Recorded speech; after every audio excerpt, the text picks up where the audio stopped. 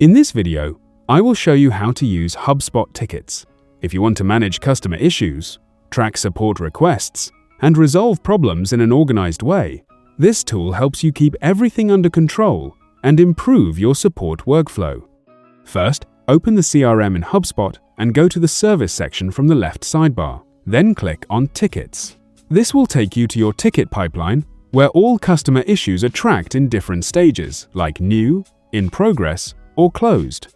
From here, click on Create Ticket to add a new customer request. Now fill in the ticket details such as the ticket name, associated contact, pipeline stage, priority, and any notes about the issue. Once saved, the ticket will appear in your pipeline, where you can drag and drop it between stages as you work on resolving it. You can also assign tickets to team members, so each issue has a clear owner. As you update the ticket, you can log emails, calls, and internal notes so your whole team stays updated on the progress. This keeps communication organized and ensures no customer issue is missed or forgotten. If you found this video helpful, subscribe to our channel.